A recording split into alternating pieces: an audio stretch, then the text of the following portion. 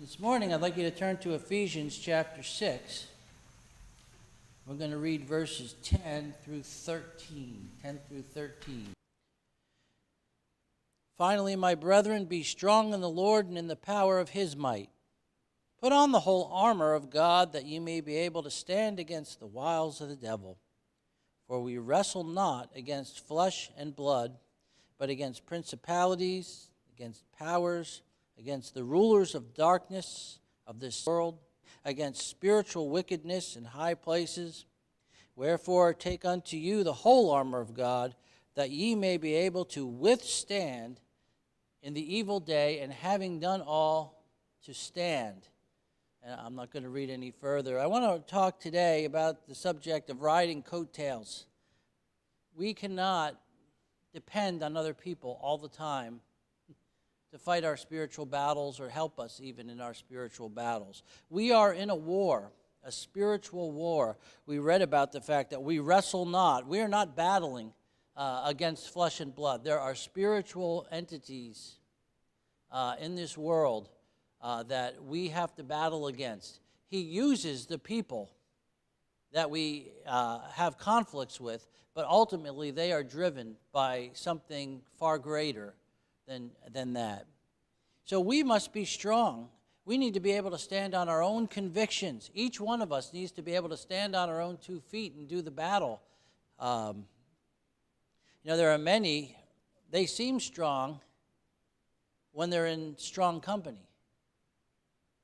But what about when they are on their own? They falter, they can't stand on their own. When the other persons or people or persons are gone, that they're leaning on for that spiritual strength, they just sort of fold, they collapse. They can't handle the battle on their own. And so what we need to learn is that we cannot always depend on other people. We can always depend on the Lord, but we can't always depend. And not because they're not dependable, it's because they're not always going to be there. I mean, you have there are many good, strong men of God in the pulpits, but they're not going to be in the pulpits forever. And plus, the way this world is, throughout the ages, Christians have been persecuted. They've been unable to meet together in various places. Who knows if that'll ever happen here in America? It could happen. Very well could. We never know. That true believers, Christians, all of a sudden will be scattered, like in Jerusalem, when Paul was, persecuting the church, and all those people were scattered all abroad. And what did they do? They went about preaching the gospel wherever they went. They were able to stand on their own 2 feet because they were strong. Well, I want to give you a few examples of people who rode on someone else's coattails. Someone who seemed strong, but when the other person wasn't there, they faltered. The first one I'd like to talk about is a man by the name of Lot. Turn to Genesis chapter 12 and verse 4.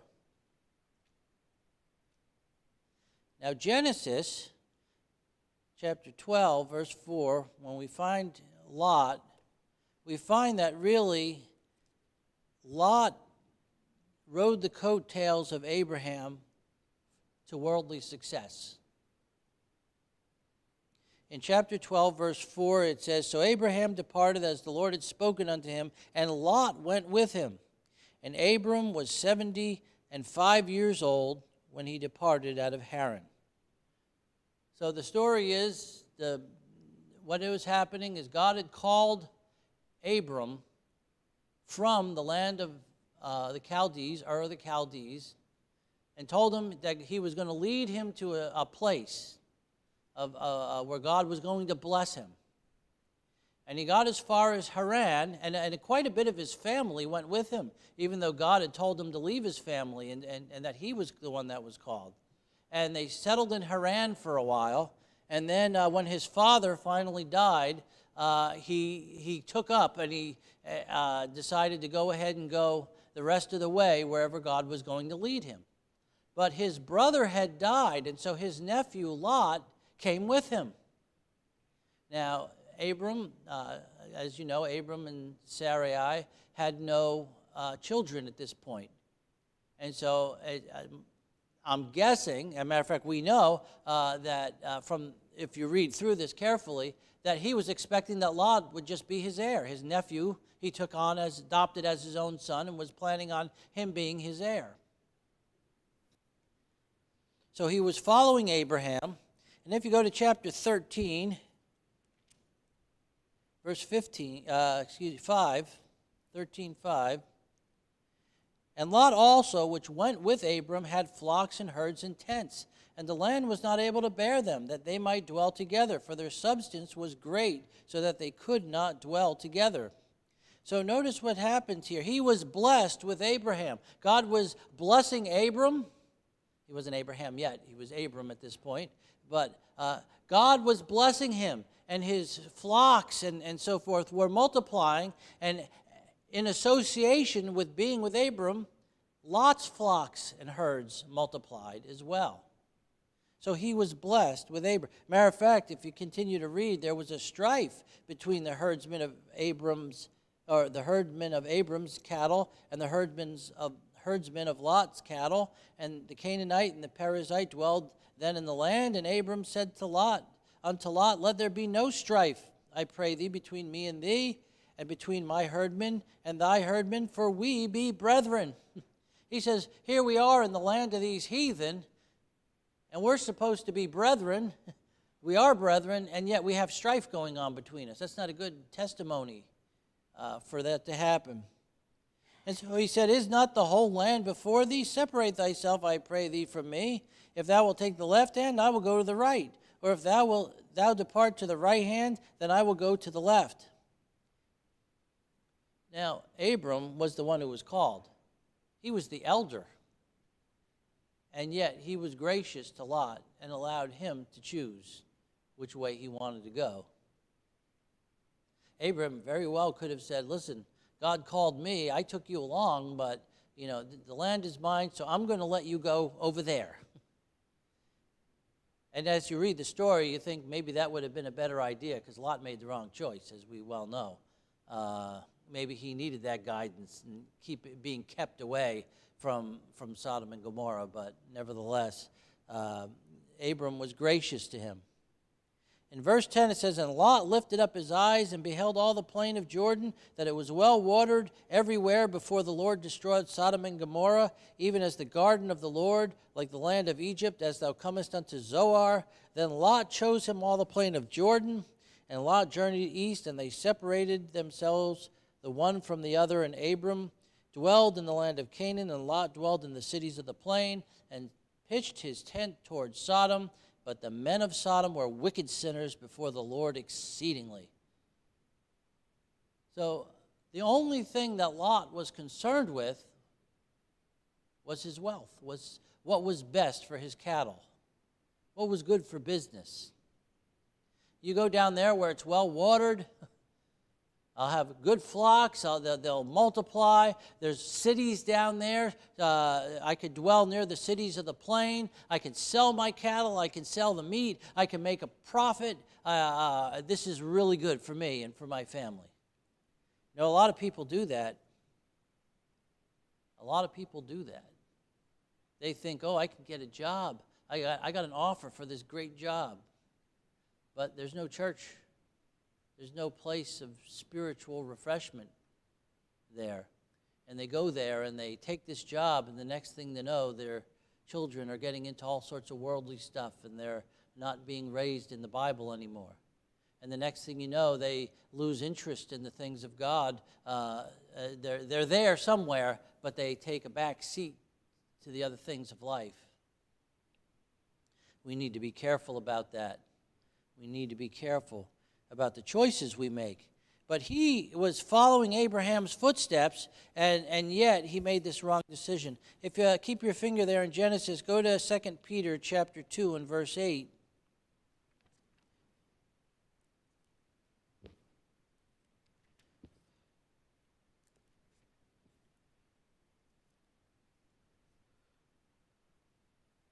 Second Peter 2 and verse 8. It says, talking about verse 7, he's talking about how he destroyed Sodom and Gomorrah and he delivered just Lot. And that word just doesn't mean he was the only one, because we know his two daughters went with him. The word means he was a saved man. He was a righteous man. He was a justified man. He delivered just Lot. Notice what it says, vexed with the filthy conversation of the wicked. For that righteous man, dwelling among them and seeing and hearing, vexed his righteous soul from day to day with their unlawful deeds. He was vexed. He was a righteous man. But you know what happened? He got involved. He got into Sodom and Gomorrah. He was there among them, and it wore him down. His soul was vexed, but he became complacent to dwell among them, to even become a leader among them, to be part of what was going on. He was, what's the word I'm looking for? It's not coming to my head all of a sudden. But anyway, he had standards at one time, but they went down. He was desensitized. That's the word I'm trying to get. He was desensitized to their sin, and it vexed his righteous soul. His justified soul hated it, but the rest of him got used to it. It's very easy to happen. You know, a lot of times you go somewhere, you go to a job. I remember the first time I took a class in college, and we went into a place. It was some sort of, I forget what the class was, but we took a road trip, and we went to the wastewater plant where all the wastewater came in from your homes and everything, and they cleaned the water through all these filters so that when it went back out into the river, it was actually cleaner than what was in the river by the time they were done with it. It was a really amazing plant that they were in. But when you first walked into that main room where all the refuse first came in and all the solid matter was collected and gotten out, so just the water was going through. Ay, ay, ay. Fortunately, it was in the winter, and I was wearing a scarf, and that scarf went around my face because it was so bad. But you know, as you walk through there a while, all of a sudden, you sort of get used to that. Not that you get used to the smell, but you can put up with it a little bit. And I assume that if you work there, the longer you work there, it gets to the point where you don't even notice anymore. Someone once told me about, it may have been Pastor Jury, or it may have been somewhere else I heard it. I think it was somewhere else, but it was through him, I think. But anyway, this kid who lived, and they raised pigs on the farm. And he would go to school, and everybody would be saying, boy, you stink, you smell bad, blah, blah, blah, blah, blah. Well, he had the smell of the pigs all over him, the pig pen and that smell. But he didn't even notice it. He had been raising the pigs so long that he didn't even know. That was just a normal smell to him all of a sudden. See, when we start to vex our soul with the unrighteous deeds of the ungodly, we get desensitized to it. That's what happened to Lot. He got desensitized to the point that his children were a mess. His wife even. Turn to chapter 14 of Genesis. In chapter 14 of Genesis, there was a war between the king of Sodom and those cities right around Sodom, Gomorrah, and a couple other cities, and another group of kings. And in verse 10, where am I here? Yeah, verse 10. And in the vale of Siddim was full of slime pits, and the kings of Sodom and Gomorrah fled and fell there, and they that remained fled to the mountain. And they took all of the goods of Sodom and Gomorrah and all their victuals and went their way, and they took Lot, Abram's brother's son, who dwelt in Sodom, and his goods, and departed. So notice what happens. Because of his association with these people, Sodom and Gomorrah, now when this war happens, he's counted as one of them, and he's taken captive, and all of his goods. But what happens? You go on and you find, and there came one that had escaped and told Abram, the Hebrew, for he dwelt in the plain of Mamre, the Amorite, the brother of Eshcol, and the brother of Anar, and these were confederate with him. So he had made some friends there in the land, a few. Not like the people of Sodom and Gomorrah, but he found some people that he was compatible with, that he could talk to and be confederate with. And when Abram heard that his brother was taken captive, he armed his trained servants born in his own house, 318, and pursued them unto Dan. I want you to notice this is an army that had just wiped out 5 cities. And he went there with 318 of his trained servants. And he divided himself against them, he and his servants, by night, and smote them and pursued them unto Hobah, which is on the left hand of Damascus. And he brought back all the goods, and also brought again his brother Lot and his goods, and the women also, and the people.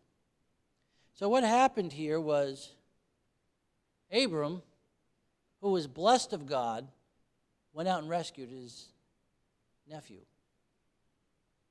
And in the process, he rescued the king of Sodom and Gomorrah and all the others, and he brought back everything.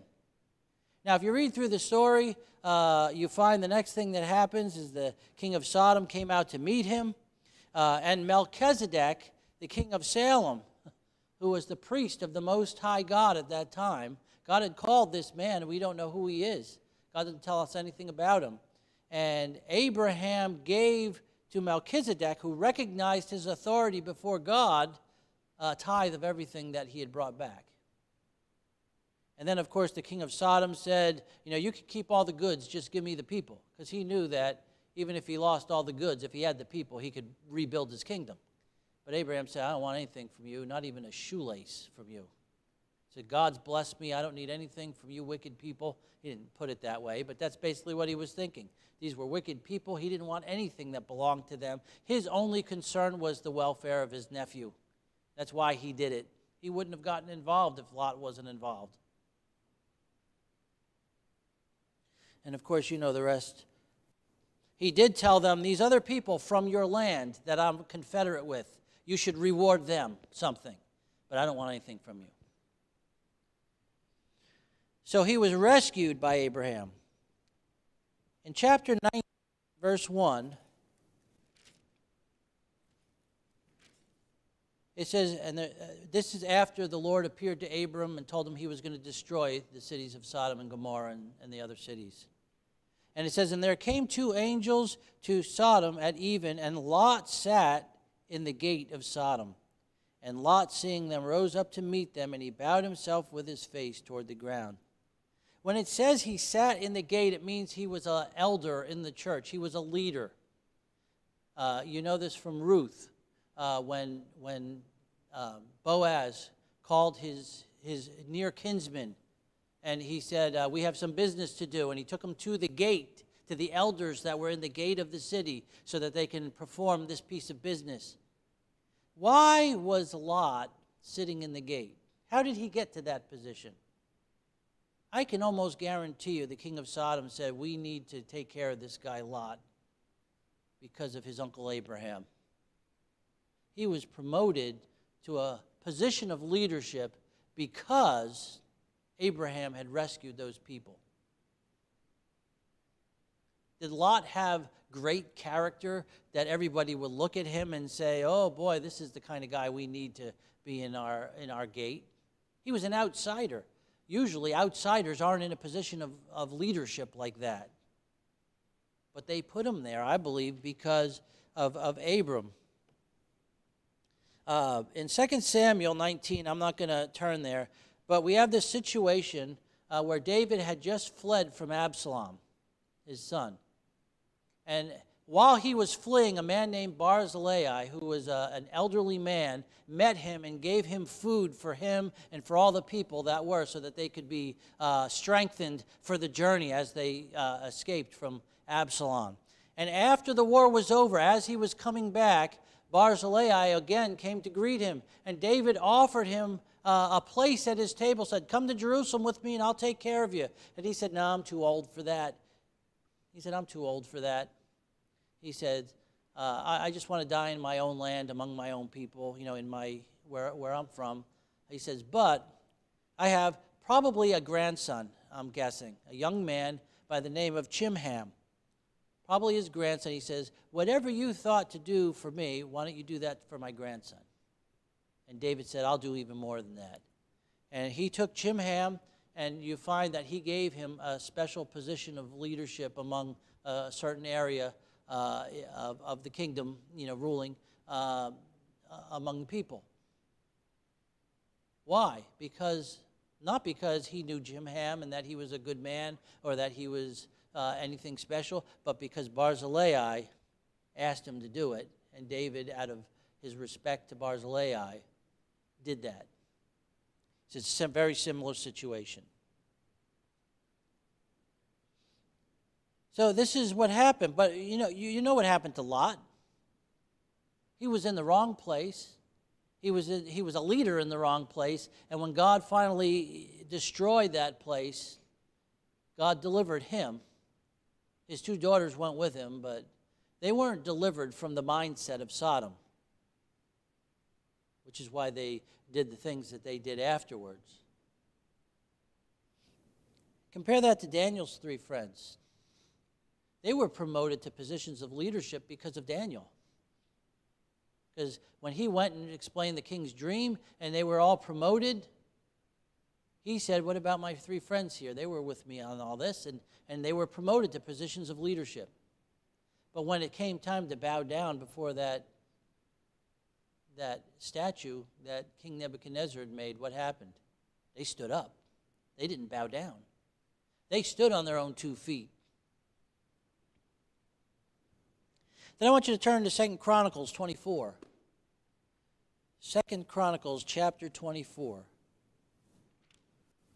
And here we have the story of a young king by the name of Joash.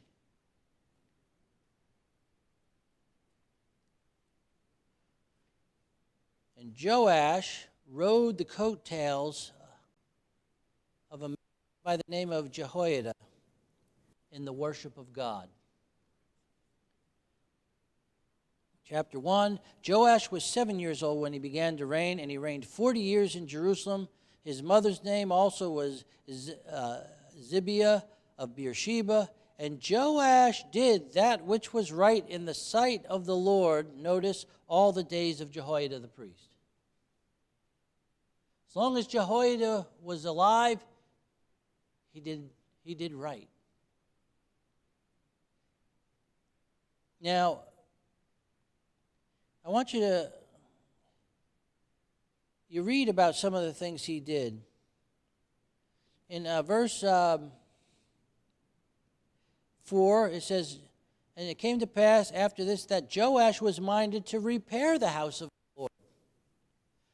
The house had been abused, had been neglected all the time of Athaliah. And he said, I want to get this place fixed up. This is a house of worship for God. We need to fix it up. And he gathered the priests and the Levites. He said, I want you to gather money in and repair this temple. And they wouldn't do it. They didn't do it. And so finally, if you remember, he put out a chest. And he said, I want all the money that's going to the repair of the house to go into this chest. And then he put people over that. And then Jehoiada the priest himself was overseeing it as well. And together they got the money, they hired the masons, they hired all the people they need to, and they repaired the house of God. But he initiated it. He was minded to get that temple repaired for God. Good thing.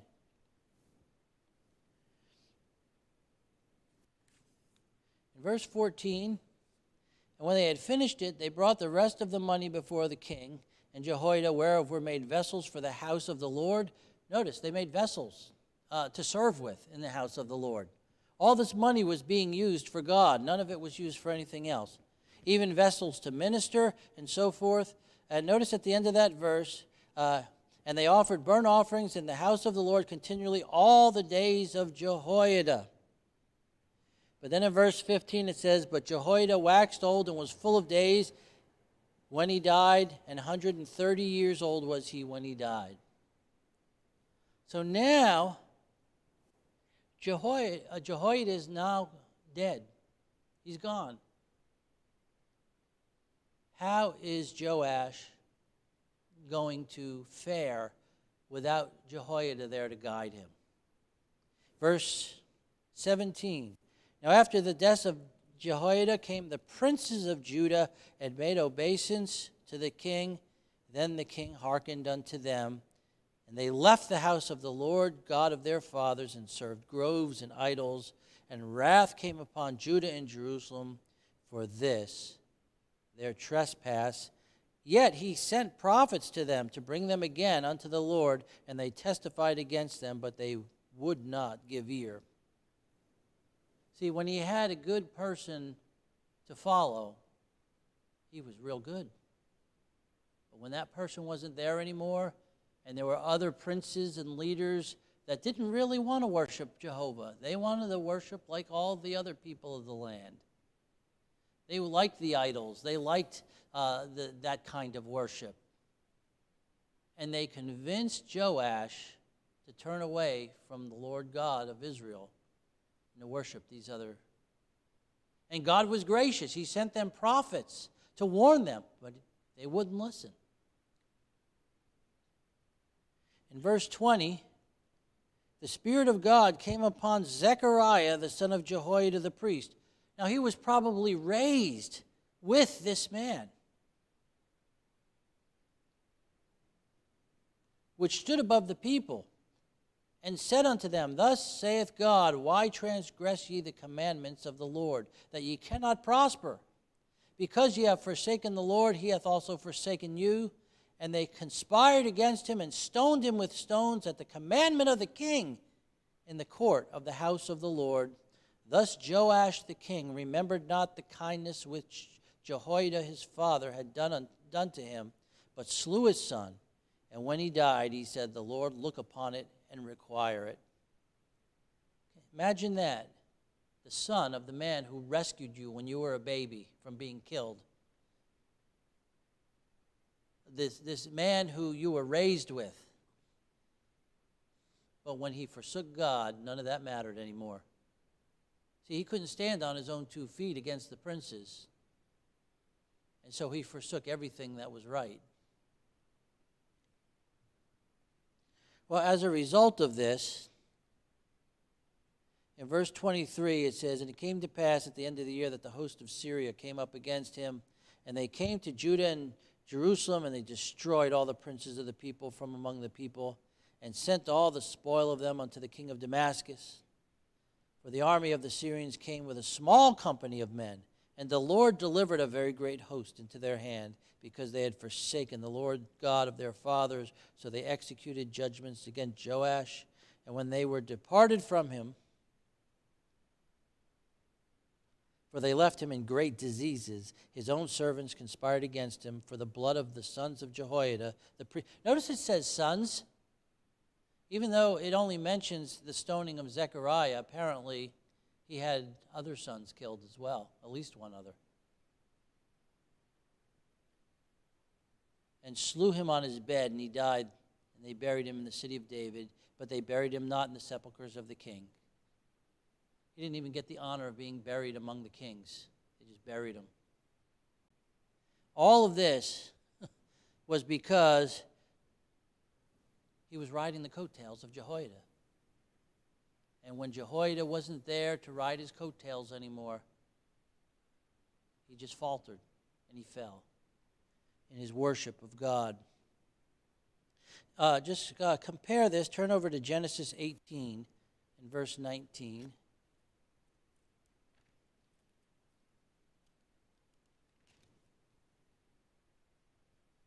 This is the Lord speaking about Abraham. And God says this of him, For I know him, that he will command his children and his household after him, and they shall keep the way of the Lord to do justice and judgment, that the Lord may bring upon Abraham that which he hath spoken of him. Abraham raised his children, his household, in a right way so that they could stand on their own 2 feet. That's what God said. He knew Abraham would do that. And so Isaac, Yeah, he had his problems. He did some things wrong. But nevertheless, he kept the straight path. Jacob, he had his problems too. But he worshiped God. He trained his children. And then, of course, there was Joseph, Judah. They weren't all perfect. But they went the right way. They continued in the way that God wanted them to go. And then there's a third person. If we talk about worldly success, where we are in this world, positions we may get with Lot, we talk about our worship of God with Joash. This last man I want to talk about warfare, and it's a man by the name of Demas. Turn to Philemon, first of all, the book of Philemon, verse 24.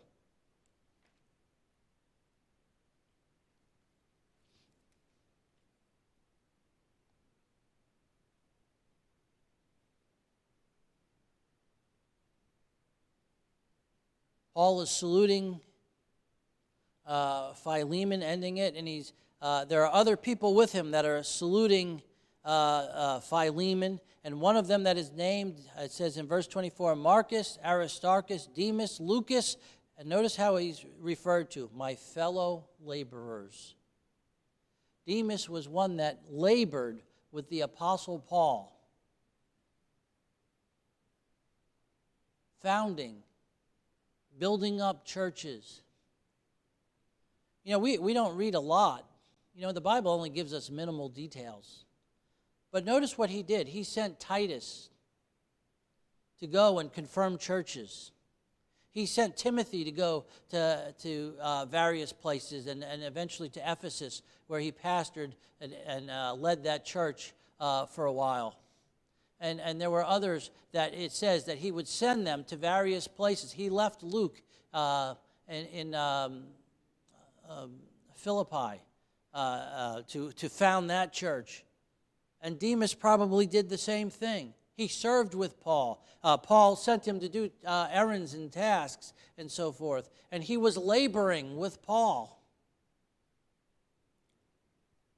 But then I want you to turn to 2 Timothy chapter 4. In verse 10, it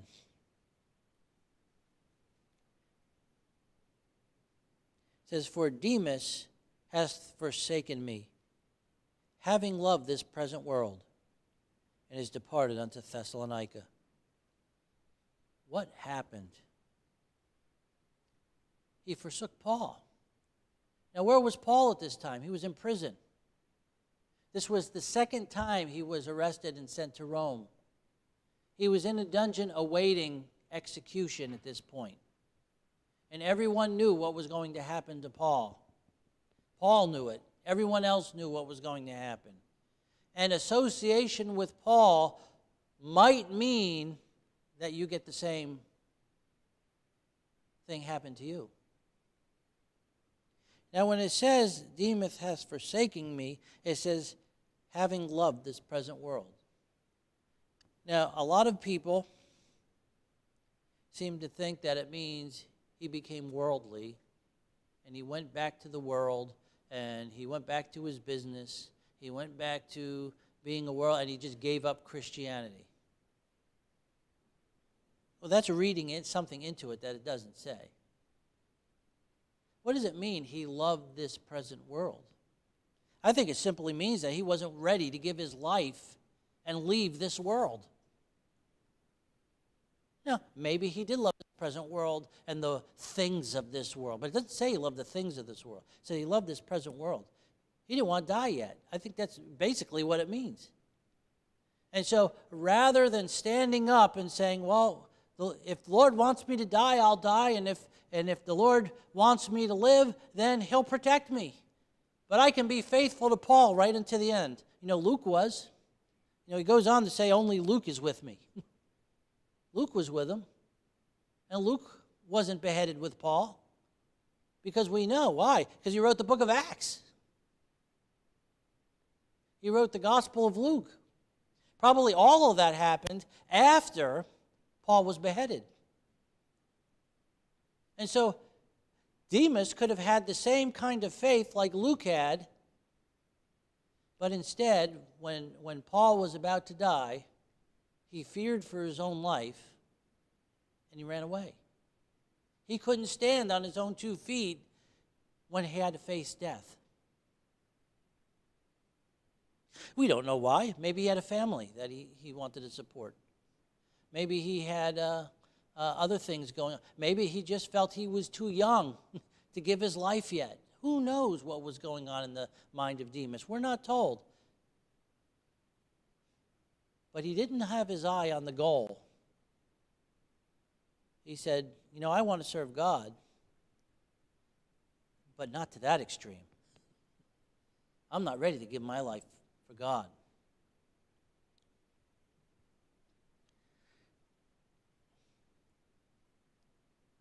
It says he departed to Thessalonica. He was probably from Thessalonica. What was in Thessalonica? A really good church. It's very possible that he decided this missions work is too much for me. It's too dangerous. I'm just going to go back and serve in my local church from now on. We don't know. See, it doesn't say he forsook God. It says he forsook Paul.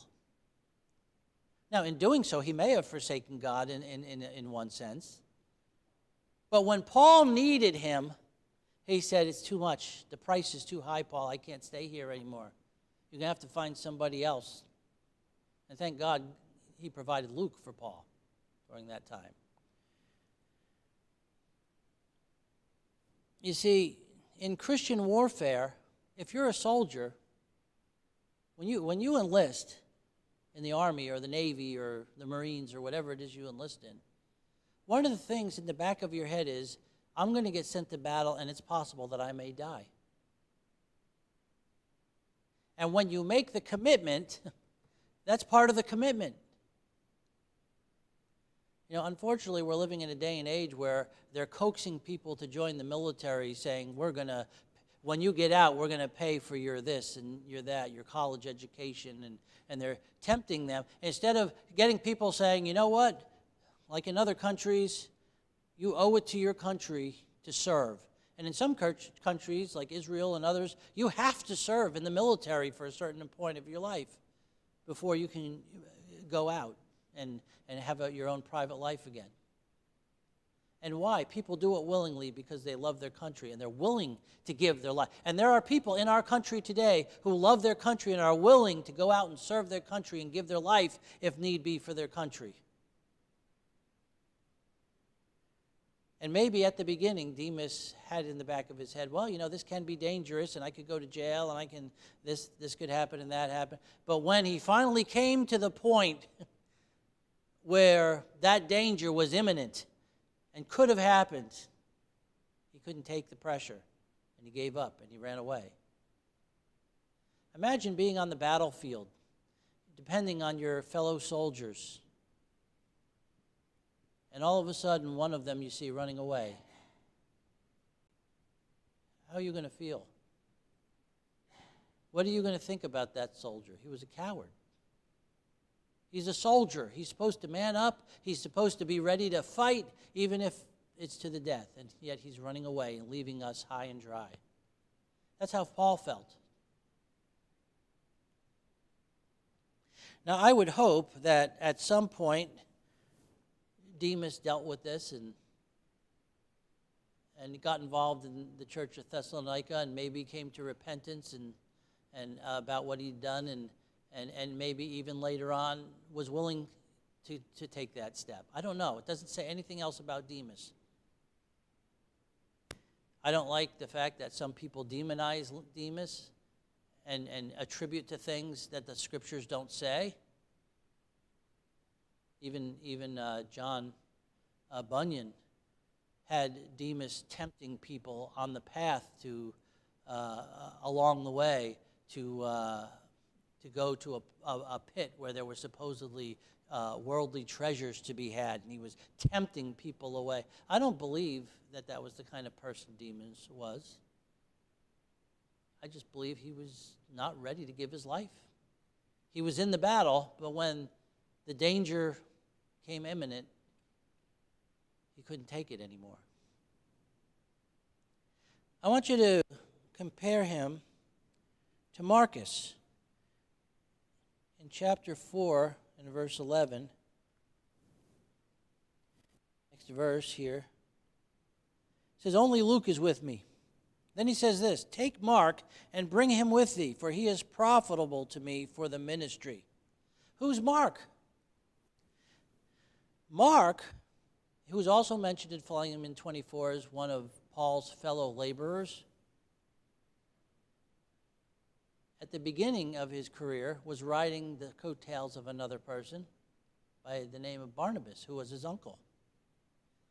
And when things got too hard on that first missionary journey, he did quit.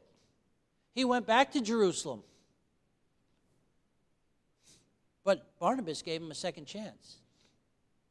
He said, "You know what? I'm sorry, Uncle Barnabas, that I bailed out on you the first time, but I've learned a lot, and I've been studying my Bible, and I've been serving God here at Jerusalem, and I'm ready to go out again." And Barnabas said, "Okay, I'm willing to give you a second chance." Paul was not willing to give him a second chance at that point, and Paul and Barnabas divided. But what happened? Somewhere between that division and when Philemon was written, Mark once again became a co-laborer with Paul. See, even though he began riding the coattails of his uncle, he was probably very young at that time. He went back and he repented and he fixed it. And he went back out again and he proved himself not only to his uncle but to Paul. And Paul is now saying, he is profitable to me for the ministry. He's not someone I can't depend on and I don't want him around. Timothy, when you come back and visit me here in Jerusalem or in Rome before I die, take Mark because I need him. That's a big turnaround. He had proved himself that maybe at the beginning he was riding coattails, but he learned to be strong, and now he was able to stand on his own, and he was now profitable. Why do we emphasize so much personal Bible study, personal spiritual growth? Why do we do that? So each of us, as individuals, are able to stand firm in the Lord. No matter where you are, you need to stand.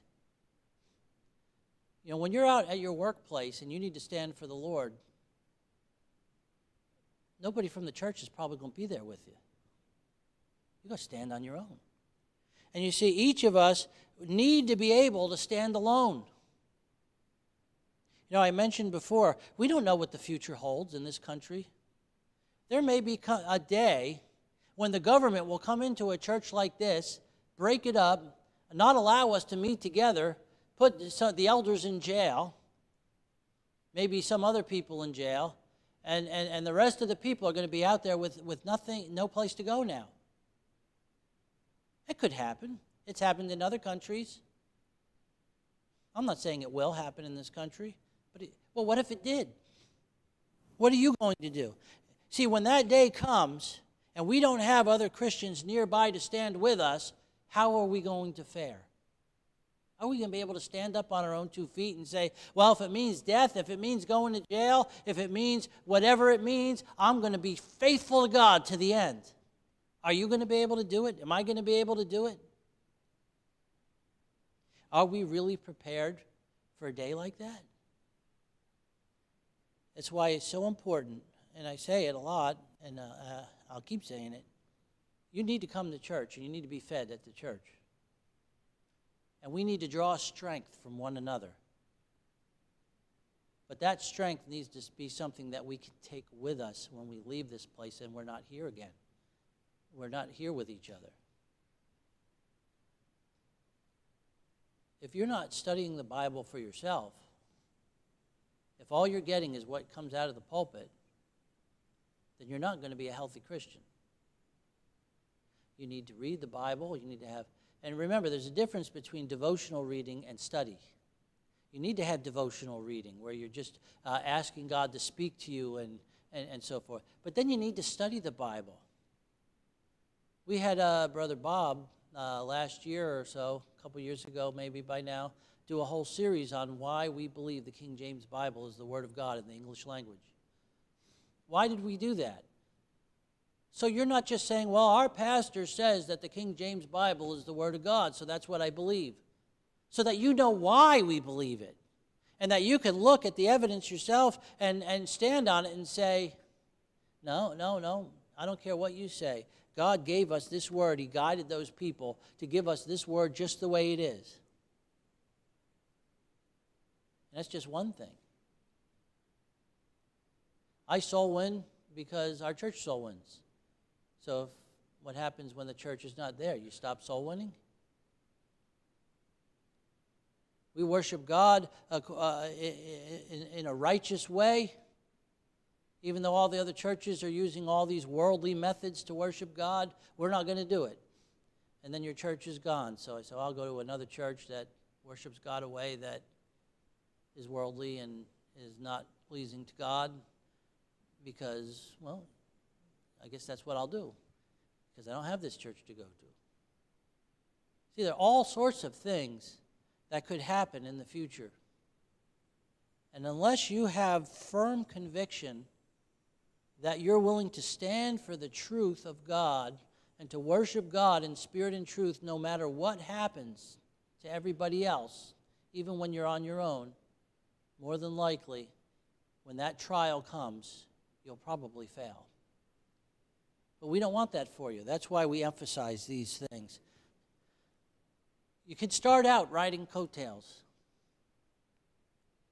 But just like a babe in Christ, you need to grow. And like Paul said, they were people who just needed milk. They couldn't stand the strong meat yet. Well, if you've been saved for a while, you need to start eating the strong meat, and you start to be able to stand on your own, because we don't know what the future holds. And there may come a day when you're going to have to stand on your own. But even now, when you go out to your workplace or you go out into this world and you meet people, you have to stand on your own. What are you going to do? Every time you have a problem, you're going to call a fellow Christian on the phone and say, hey, I got this guy I want to witness to. Could you say something to him over the phone? No, you need to be able to do it yourself. That's what God's called us to do. Ask God to help you to have the strength, the stamina, the steadfastness. Be steadfast, unmovable, always abounding in the work of the Lord, knowing that your labor is not in vain in the Lord.